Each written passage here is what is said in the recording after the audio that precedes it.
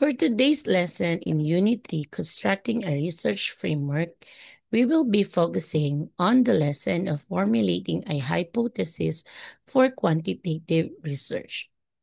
How is forming a hypothesis going to be important in helping you write your research?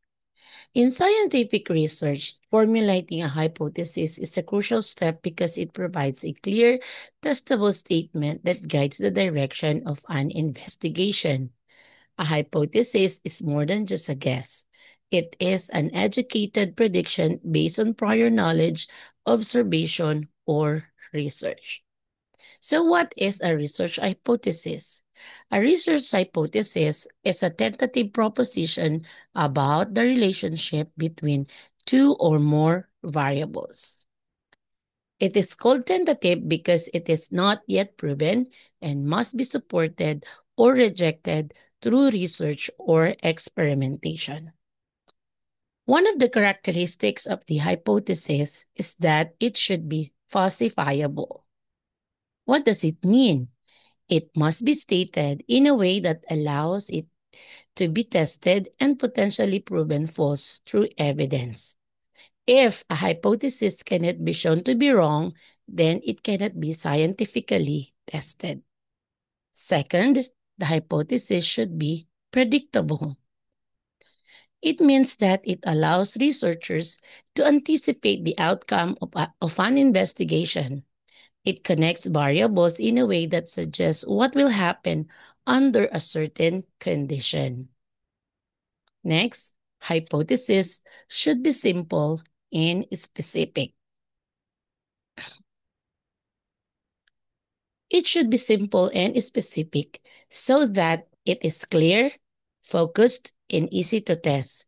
A simple hypothesis avoids unnecessary complexity, while a specific hypothesis clearly identifies the variables and the expected relationship between them. Next characteristic is that a hypothesis should be based on an existing body of knowledge. It should be based on an existing body of knowledge because it needs to have a logical foundation drawn from a previous studies, observation, or established theories. Building on what is already known ensures that the hypothesis is reasonable and scientifically meaningful, rather than just a random guess. The next one is that hypothesis should be capable of being operationally defined. Capable of being operationally defined, meaning its variable must be stated in clear, measurable terms, which allows researchers to design experiments and collect data in a systematic way.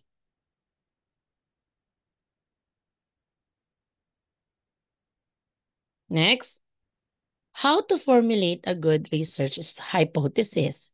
The first step to formulate a good research hypothesis is to state the research problem explicitly. So it means that the main argument of the research study must be highlighted in the hypothesis. Second, it should be considered the if-then statement in writing the hypothesis.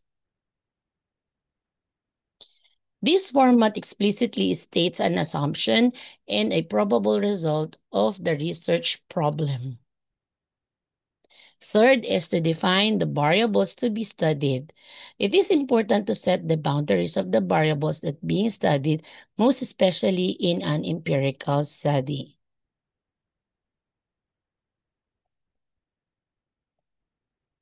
There are two types of research hypothesis. We have the null and the alternative. When we say null hypothesis, there is no relationship or no difference between the variables. If your research will result or your hypothesis of your research is alternative, it means that there is a relationship or a difference between the two variables. When we say null hypothesis, there is no relationship between a customer satisfaction and a quality of product, which is customer satisfaction and the quality of product is your sampled variables that being tested. For example, in the alternative hypothesis, there is a relationship between customer satisfaction and quality.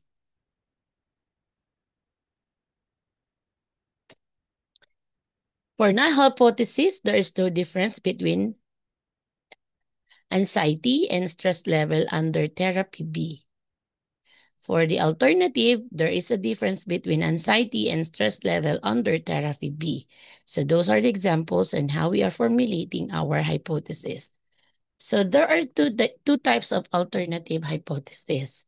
If your hypothesis will be directional, it means that the variables being examined is deeper in a particular direction.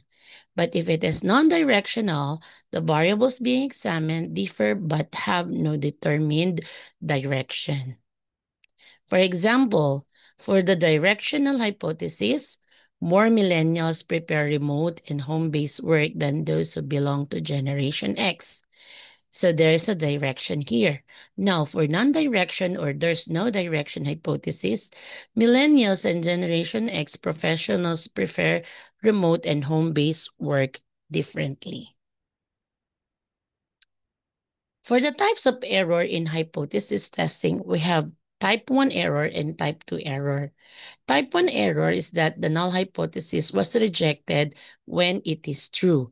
For the type 2 error with the null hypothesis was not rejected when it is false. Remember that the hypothesis should be falsifiable, predictable, simple, specific, based on an existing body of knowledge capable of being operationally defined and reflective of the research problem. Two types of hypothesis. We have the null and alternative hypothesis. Alternative, alternative hypothesis can be directional or non-directional. If you have type 1 and type 2 error in testing, hypothesis can be committed if a certain aspect of study was faulty.